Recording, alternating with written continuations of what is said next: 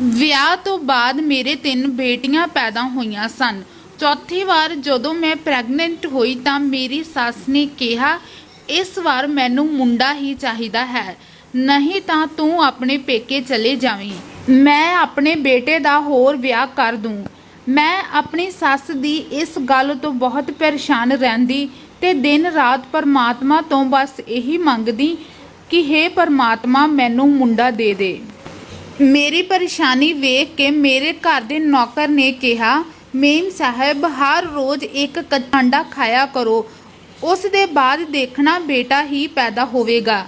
ਰਮੇਸ਼ ਮੈਨੂੰ ਹਰ ਰੋਜ਼ ਇੱਕ ਕੱਚਾ ਆਂਡਾ ਲਿਆ ਕੇ ਦੇ ਦਿੰਦਾ ਤੇ ਮੈਂ ਸੌਣ ਤੋਂ ਪਹਿਲਾਂ ਉਹ ਖਾ ਲੈਂਦੀ। ਡਿਲੀਵਰੀ ਦੇ ਬਾਅਦ ਜਦੋਂ ਬੱਚਾ ਹੋਇਆ ਤਾਂ ਮੇਰੇ ਹੋਸ਼ ਉੱਡ ਗਏ। ਮੇਰਾ ਨਾਮ ਮੋਨਿਕਾ ਹੈ। ਮੇਰੇ ਵਿਆਹ ਨੂੰ 10 ਸਾਲ ਹੋ ਗਏ। ਇਹ 10 ਸਾਲਾਂ ਵਿੱਚ ਰੱਬ ਨੇ ਮੈਨੂੰ 3 ਬੇਟੀਆਂ ਦਿੱਤੀਆਂ। ਮੇਰਾ ਵਿਆਹ ਇੱਕ ਅਮੀਰ ਘਰ ਵਿੱਚ ਹੋਇਆ। ਮੇਰੇ ਸਹੁਰੇ ਘਰ ਵਿੱਚ ਰੁਪਏ ਪੈਸੇ ਦੀ ਕੋਈ ਕਮੀ ਨਹੀਂ ਸੀ, ਪਰ ਇਹਨਾਂ ਦੀ ਸੋਚ ਮੁੰਡਾ ਤੇ ਕੁੜੀ ਨੂੰ ਲੈ ਕੇ ਬਹੁਤ ਛੋਟੀ ਸੀ। ਇਹਨਾਂ ਨੂੰ ਘਰ ਦੇ ਵਾਰਿਸ ਦੇ ਰੂਪ ਵਿੱਚ ਇੱਕ ਮੁੰਡੇ ਦੀ ਜ਼ਰੂਰਤ ਸੀ। ਪਰਮਾਤਮਾ ਨੇ ਮੈਨੂੰ 3 ਬੇਟੀਆਂ ਦਿੱਤੀਆਂ, ਮੁੰਡਾ ਹੀ ਚਾਹੀਦਾ ਸੀ। ਕਹਿੰਦੇ ਆ ਕਿ ਲੋਕਾਂ ਦੀਆਂ ਉਮੀਦਾਂ ਔਰਤ ਤੋਂ ਕਦੇ ਖਤਮ ਨਹੀਂ ਹੁੰਦੀਆਂ। ਛੋਟੀ ਹੁੰਦੀ ਤਾਂ ਪੜ੍ਹਨ ਤੇ ਜ਼ੋਰ, ਸ਼ਕਲ ਸੂਰਤ ਵਧੀਆ ਹੋਣੀ ਚਾਹੀਦੀ ਹੈ, ਤੇ ਫਿਰ ਵਿਆਹ ਤੋਂ ਬਾਅਦ ਲੋਕ ਪੁੱਛਣ ਲੱਗ ਜਾਂਦੇ ਹੈ ਕਿ ਮਾਂ ਬਣੀ ਕਿ ਨਹੀਂ। ਜੇ ਮਾਂ ਬਣ ਗਈ ਤਾਂ ਬੇਟੇ ਦੀ ਮਾਂ ਬਣੀ ਕਿ ਬੇਟੀ ਦੀ। ਜੇ ਬੇਟੀ ਹੋਈ ਤਾਂ ਬੇਟਾ ਕਿਉਂ ਨਹੀਂ ਹੋਇਆ। ਔਰਤ ਦੀ ਤਾਂ ਸਾਰੀ ਜ਼ਿੰਦਗੀ ਇਹੀ ਸੁਣਦੇ ਗੁਜ਼ਰ ਜਾਂਦੀ ਹੈ। ਬੇਟਾ ਨਾ ਹੋਣ ਦੀ ਵਜ੍ਹਾ ਨਾਲ ਮੈਨੂੰ ਸਹੁਰੇ ਘਰ ਵਿੱਚ ਬਹੁਤ ਕੁਝ ਸੁਣਨਾ ਸਹਿਣਾ ਪੈਂਦਾ। ਸਾਡੇ ਘਰ ਵਿੱਚ ਇੱਕ ਨੌਕਰ ਸੀ, ਉਹੀ ਸੀ ਜੋ ਮੇਰੇ ਦੁੱਖ ਦਰਦ ਨੂੰ ਸਮਝਦਾ ਸੀ। ਜਦੋਂ ਮੈਂ ਦੁਖੀ ਹੁੰਦੀ ਉਹ ਮੈਨੂੰ ਸਮਝਾਉਂਦੇ ਹੋਏ ਕਹਿੰਦਾ, मेम साहिब चिंता मत करो, अगर आपको बेटी हुई है तो बेटा भी जरूर होगा। सब्र करिए, आप भगवान पर विश्वास रखिए। मैं उदियां गल्लां सुन के मन नूं करड़ा करके फिर उठ खड़दी ते काम ते लग जांदी। एक दिन मेरी सस मेरे कमरे विच आई ते कहन लगी, जे इस बार मुंडा ना होया तो मेरे मुंडे नूं तलाक दे देवीं, मैं उस दा विआह किसे होर नाल करवा दूँ। ये कह के वो बाहर चले गई।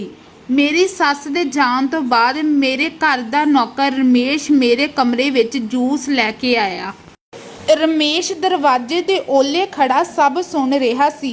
मैनू रोंदा देख वो मैनू समझाउण लगा, मेहम साहब मेरे ते भरोसा रखो, जिवें जिवें मैं कह रहा उवें उवें करे चलो। उसने कहा, जे मुंडा ना भी होया तो मैं मुंडा तुहाडी झोली पा के ही रहूं। मैं आपको एक नुस्खा बता रहा हूँ, ये नुस्खा करने के बाद आपको बेटा ही होगा, क्योंकि ये हमारे बुजुर्गों का बताया हुआ नुस्खा है। बस रात को कच्चा अंडा खा के सो जाना। मैं गारंटी के साथ कहता हूँ कि बेटा ही पैदा होगा। मैं उसनू कहा कि रमेश ये किवें हो सकता है। रमेश ने कहा, मेम साहब जिथे इन्ना कुछ करके देख लिया उथे ये भी करके देख लवो। मैं मजबूर ते बेबस सी, क्योंकि मैनू समझण ते समझाउण वाला कोई नहीं सी। कहंदे हन कि जदों इंसान मजबूर अते बेबस हुंदा उदों कोई कुछ भी आख देवे वो मन ही लैंदा। मेरे नाल भी इवें ही होया। मैं रमेश दीयां गल्लां बिना सोचे समझे मन लईआं। एक दिन मेरी तबीयत विगड़न लगी ते पेट विच दर्द होण लगा। मैनू रमेश गड्डी विच हस्पताल लै आया। मेरी सस ते पति नूं मेरी कोई परवाह नहीं सी। उन्हां नूं तां सिर्फ मुंडा ही चाहीदा सी। उन्हां लई तां मैं बच्चे पैदा करन वाली मशीन सी। हस्पताल जाके कुछ टाइम बाद मेरे बच्चा पैदा होया। ਜਦੋਂ ਬੱਚਾ ਪੈਦਾ ਹੋਇਆ ਤਾਂ ਮੇਰੇ ਹੋਸ਼ ਉੱਡ ਗਏ, ਕਿਉਂਕਿ ਉਹ ਵੀ ਇੱਕ ਕੁੜੀ ਸੀ। ਮੈਂ ਆਪਣੀ ਬੇਟੀ ਨੂੰ ਦੇਖ ਕੇ ਉੱਚੀ ਉੱਚੀ ਰੋਣ ਲੱਗ ਗਈ। ਮੈਂ ਰੋ ਰਹੀ ਸੀ, ਐਨੇ ਨੂੰ ਰਮੇਸ਼ ਇੱਕ ਔਰਤ ਨਾਲ ਬੱਚਾ ਲੈ ਕੇ ਮੇਰੇ ਕੋਲ ਆਇਆ। ਉਸ ਔਰਤ ਨੇ ਮੇਰੇ ਕੋਲੋਂ ਮੇਰੀ ਕੁੜੀ ਚੁੱਕ ਲਈ ਅਤੇ ਮੁੰਡਾ ਰੱਖ ਦਿੱਤਾ। ਮੈਂ ਉਸ ਔਰਤ ਨੂੰ ਕਿਹਾ, ਤੂੰ ਇਹ ਕੀ ਕਰ ਰਹੀ ਹੈ? ਤਾਂ ਰਮੇਸ਼ ਝੱਟ ਬੋਲ ਪਿਆ ਤੇ ਕਿਹਾ कि यह मुंडा ही तुहाडी जिंदगी विच खुशियां लैके आवेगा। ਐਨੇ ਨੂੰ ਉੱਥੇ ਡਾਕਟਰ ਆ ਗਈ। ਉਸ ਨੇ ਕਿਹਾ ਇਹ ਸਹੀ ਕਰ ਰਿਹਾ ਹੈ। ਇਸ ਨੇ ਮੈਨੂੰ ਤੇਰੀ ਸਾਰੀ ਕਹਾਣੀ ਦੱਸੀ ਤਾਂ ਮੈਂ ਇਸ ਨੂੰ ਕਿਹਾ ਇਹ ਸਭ ਕਰਨ ਲਈ। ਇਸ ਤਰ੍ਹਾਂ ਕਰਨ ਨਾਲ ਜੇ ਤੁਹਾਡੀ ਜ਼ਿੰਦਗੀ ਸੰਵਰ ਸਕਦੀ ਹੈ ਤਾਂ ਇਸ ਵਿੱਚ ਕੋਈ ਬੁਰਾਈ ਨਹੀਂ। ਇਸ ਤਰ੍ਹਾਂ ਦੇ ਬਿਨਾਂ ਮਾਂ ਪਿਓ ਵਾਲੇ ਬੱਚੇ ਸਾਡੇ ਕੋਲ ਬਹੁਤ ਹਨ ਜਿਨ੍ਹਾਂ ਨੂੰ ਉਹਨਾਂ ਦੇ ਮਾਂ-ਬਾਪ ਨਹੀਂ ਸਾਂਭ ਸਕਦੇ। ਤੁਸੀਂ ਜਦੋਂ ਜੀ ਕਰੇ ਆਪਣੀ ਬੇਟੀ ਨੂੰ ਮਿਲ ਸਕਦੇ ਹੋ। ਪਹਿਲਾਂ ਤਾਂ ਮੇਰਾ ਮਨ ਨਾ ਮੰਨਿਆ, ਪਰ ਫਿਰ ਜਦੋਂ ਮੈਂ ਆਪਣੀਆਂ 3 ਬੇਟੀਆਂ ਬਾਰੇ ਸੋਚਿਆ ਤਾਂ ਮੈਨੂੰ ਵੀ ਠੀਕ ਲੱਗਾ, ਕਿਉਂਕਿ ਜੇ ਮੈਂ ਇਸ ਤਰ੍ਹਾਂ ਨਾ ਕਰਦੀ ਤਾਂ ਮੇਰੀ ਸੱਸ ਨੇ ਮੈਨੂੰ ਘਰੋਂ ਬਾਹਰ ਕੱਢ ਦੇਣਾ ਸੀ। ਮੈਂ 3 ਬੇਟੀਆਂ ਨੂੰ ਲੈ ਕੇ ਕਿੱਥੇ ਜਾਂਦੀ। ਮੇਰੇ ਪਤੀ ਅਤੇ ਸੱਸ ਨੂੰ ਜਦੋਂ ਇਹ ਪਤਾ ਲੱਗਾ ਕਿ ਮੈਂ ਬੇਟੇ ਨੂੰ ਜਨਮ ਦਿੱਤਾ ਹੈ ਤਾਂ ਉਹ ਬਹੁਤ ਖੁਸ਼ ਹੋਏ।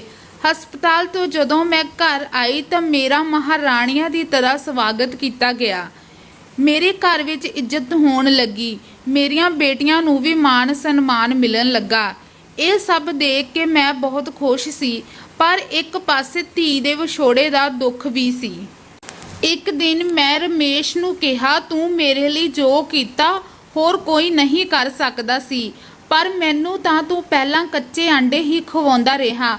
ਉਸ ਦਾ ਕੀ ਕਾਰਨ ਸੀ? ਤਾਂ रमेश ने कहा, मेम साहब, बेटा होना या बेटी तो भगवान के हाथ में होता है।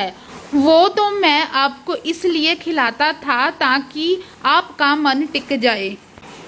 अगर मैं ऐसा ना करता तो आप परेशान रहती। मैं रमेश ਨੂੰ ਕਿਹਾ, ਤੂੰ ਜੋ ਕੀਤਾ ਸਹੀ ਕੀਤਾ। ਹੁਣ ਮੈਂ ਆਪਣੀ ਬੇਟੀ ਨੂੰ ਹਫਤੇ ਵਿੱਚ 2 ਵਾਰ ਮਿਲਣ ਲਈ ਜਾਂਦੀ ਹਾਂ। ਉਸ ਖਰਚਾ ਦੇ ਕੇ ਆਉਂਦੀ ਹਾਂ ਤਾਂ ਕਿ ਉਸ ਨੂੰ ਕੋਈ ਕਹਾਣੀ ਕਿਵੇਂ ਦੀ ਲੱਗੀ ਦੱਸਣਾ ਜ਼ਰੂਰ। ਤੇ ਇਸੇ ਤਰ੍ਹਾਂ ਦੀਆਂ ਹੋਰ ਵੀਡੀਓਜ਼ ਦੇਖਣ ਲਈ ਸਾਡੇ ਚੈਨਲ ਹੁਣ ਮਿਲਦੀ ਹਾਂ ਇੱਕ ਨਵੀਂ ਵੀਡੀਓ ਦੇ ਨਾਲ। ਤਦ ਤੱਕ ਲਈ ਧੰਨਵਾਦ।